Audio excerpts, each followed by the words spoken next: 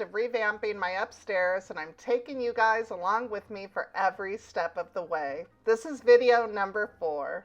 There's a lot of work that goes into redoing a common area in your home, a lot of decisions to make. And the first decision is deciding on the style. For this loft area, we have decided on a Ralph Lauren inspired space, as it's the men's lounge and it's my husband that wanted the look. Although that might seem super easy to do, it's not. I'm not a designer. I'm just your average housewife that likes to design and decorate her home. After many discussions, we decided that we're not going to force ourselves to use items in the room, furniture and decor alike, that does not fit into the theme we're going for.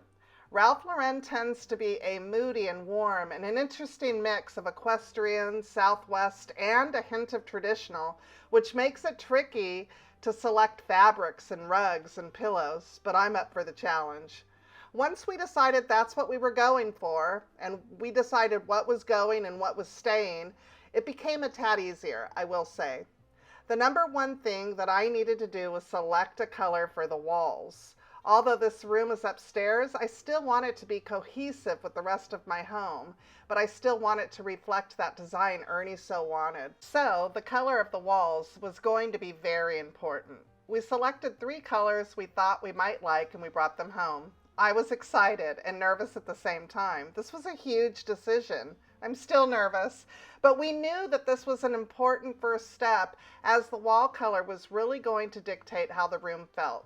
I wanted the color to envelope you with a very slight separation of moody and fresh, and this is a hard thing to accomplish. I don't even know if it exists.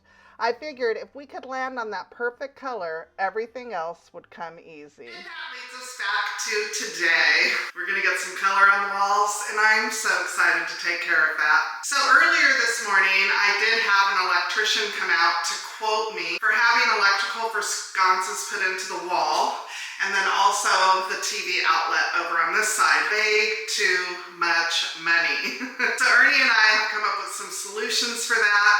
That's going to cost us a fraction of the $1,200 they wanted to charge us. You can get the look that you want. You don't have to spend a ton of money. I'm gonna go ahead and paint anyways. I was gonna paint either way, even if we decided to move forward with that, because it would just take some touch up and all of that after they were done. But I'm gonna go ahead and paint because I'm dying to get this color on the walls and I wanna get it done. Now the way I like to paint, and I did this when my kids were little, because as we all know, when your children are young, you don't have much time for this type of work. But I used to do this when my kids were little and I wanted to change the color of a room, especially the living room. I would move the furniture away from one wall and I would get that wall completely done and then put the furniture back after it was dry. That way at least that wall is completely done and it wouldn't disrupt my life too much. Well, I'm going to take that same approach today in this room. Typically what I would do is go in and cut in all the way around, get my 2 coats put on, and then go on and do the walls. But because of my foot situation, and I don't think I can stand on that stool for too long without it being too uncomfortable, I'm gonna do one wall at a time, and I want to complete that wall before I move on to the next. I think it'll be more satisfying anyways. I think the first wall we're gonna start on is this wall here. I'm not really sure how this is all gonna go, but I think what I'm gonna do is I'm gonna paint, because this wall, and I'm so sorry it's super echoey in here, but this wall right here is not painted, and I don't have much primer left, not enough to do that whole section. So what I'm gonna do is go ahead and roll that on with the color and use that as a primer, sort of. Let the wall soak in the way it wants to soak in. While it's drying, I'm going to go ahead and edge it out with the color and then go in and do the wall. Ernie did tell me to just go ahead and roll the walls and he'll take care of the cutting in, but I want to see walls completed as I move throughout the room. I think that would be much more satisfying anyways. This wall is the one that's driving me crazy because it's got a dark color on it. It's got the big white blotch in the center, and I'd like to see this wall completed. I think once I see this wall completed, I will get excited for doing the rest of the wall, so I want to do something that's going to motivate me instead of having a wall over here done in the color and then still having this one. So let's correct the incorrect. I'm excited. I got my headphones, I got my yacht rock. Let's get to work.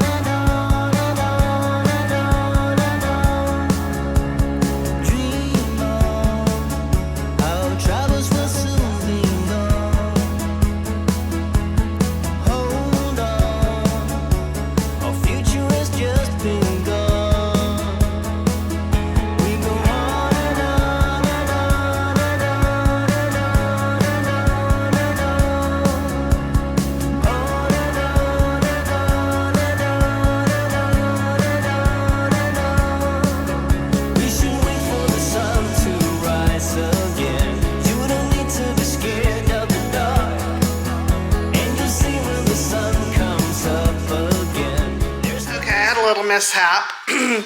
When I did this, I didn't do this. So I went over it with paint and there was a lot of imperfections right here. So I hurry up and got a wet washcloth and wiped the paint off the best I could and went over it with spackle again. So now I went kind of heavy on it. The imperfections there. I don't know how else to handle this, but I went over it kind of heavy. So I have to let that dry now. So I'll be able to paint. But I want to get that right because this is going to be right above where your head goes, sitting on the sofa. And I don't want it to look horrible. So I'm going to continue with trimming around the edges here with the first coat, and then we'll come in and hopefully this will work out. You guys, it's already dry. Like, it's a fast drying paint. So, It was at this moment that I realized I chose the right color. I was so stoked with this color, and I absolutely love the finish, which you guys will see at the end.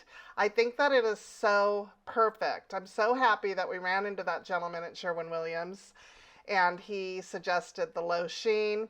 I will say I'm not great at cutting in. I mean, I do a pretty great job without taping and everything, but I still need, I'm going to go over the baseboard with white. Now, I really wanted to cover the baseboards, the ceiling, the doors, everything in this color, but it won't work out because of how I explained the opening of the loft that goes into the hallways. There's just like not a stopping point to where you could stop with this. That kind of looks better in an enclosed room or a room that has a stopping point that makes sense. My area doesn't have a stopping point, so I do want to do the baseboard. I just, like I said, I don't have a stopping point. It goes, it stops, and then it continues on another wall that's not being painted. So I just don't think it'll look good. So just so you know, it is something that I wanted to do. I contemplated doing, but I can't. But anyways, I'm going to go over it with white and clean it up really good when I'm all done with the room. But I absolutely love this color. This is the perfect color, I would say, for any kind of decor. It is the perfect blue gray, I guess. It's a blue gray color, and it fits the Moody theme, but still stays, or still rather, keeps the room fresh looking. So it's not super heavy, not super dark. It's just, I don't know, it's perfect. So I was very happy with our color choice, and that gave me so much relief, because getting paint on the wall, yes, paint can be changed, but it's expensive. It's not cheap, and it's a lot of work. The last thing you want to do is get a color on the wall and then say, oh my gosh, I hate it. So I guess that was kind of part of my reasoning for getting one wall done, you know, not that I could have returned the paint, but to make sure that I absolutely loved it. Okay, that is looking good. I keep a wet cloth with me when I do the baseboards or like any kind of trim to easily wipe off any mistakes, but I'm gonna be going over that anyways with paint, so I'm not too worried about it. I just have to wait for this to dry completely so I can sand it and we can get the first coat put on the whole wall. But you guys, I'm loving it. The camera is making it look a lot lighter than it is. It's wild. Probably because it's getting all this light here, but it's also just one coat too. Over there, it's really, you can see it's darker over there. Yeah. That's more of what it is in real life. Wild how light the camera is showing it, but oh, I love it. And I looked at it coming up the stairs and I thought, oh my gosh, this is gonna be gorgeous. All right, let's wait for that to dry, get it sanded, get a coat of paint on it, and then we will complete this I was so happy to see this dark color go away and to see my beautiful blue go on the wall. Now, when I said it's the perfect color of blue, gray, if you were somebody who decorates your home with a lot of grays and that kind of thing, this would be a beautiful color as well. I think that if you decorate with the grays, you know, and those kind of colors, it's going to pick that up. If you decorate with blues, it's going to pick that up too. But the interesting, I was going to say curious, it is curious, but the interesting thing about this color is it goes with rust, red. There's a multitude of colors that it goes well with. So that's why I said it's the perfect color for any decor. It doesn't matter if you're doing coastal, traditional, bohemian, whatever it is. It's a perfect backdrop color. It works well. It plays nice with other colors. So that leather sofa is, you know, going to be up against the wall, and I needed to make sure that I was finding the right color.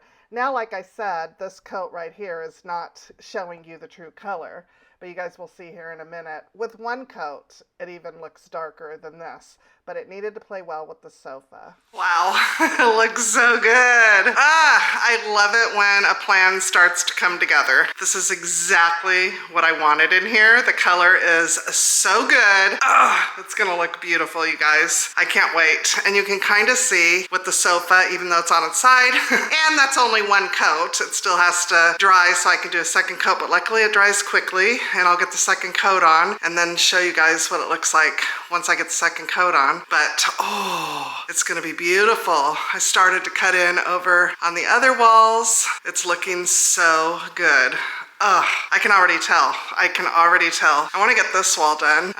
So I think what I'm going to do, I haven't prepped over here yet. I wanted to start from there and move my way around, but I'm happy I got that, you know, dark wall taken care of with the big white blotch. It kind of cleans everything up and gives me a better vision of what I'm working with here. So, I love it so much. Okay, let's let this dry and then I will give you guys a look at the second coat.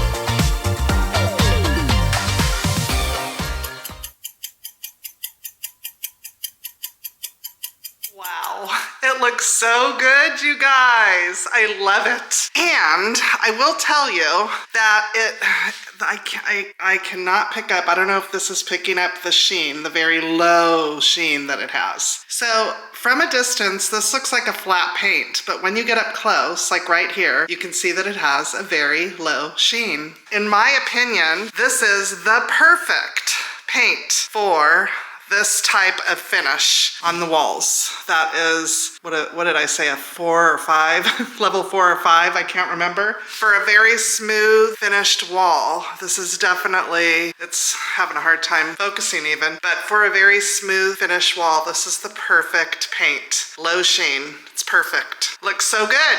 I love it. Okay guys, I want to thank you so much for hanging out with me today. I hope you guys love the color as much as I do. I hate to cut you guys off before we get the room finished, but I need Ernie's help. So I'm going to pick up the paintbrush, I'll film it all starting tomorrow. And then when Ernie gets home on Friday, we will knock out everything. We'll get it all done so that you guys are able to see the whole area painted. But I'm so happy with that. I can't even tell you how beautiful that color is. Anyways, guys, thank you so much for hanging out with me till the end. I hope to see you in the next video where we'll finish this loft, and we will see you in the next one. Bye, guys.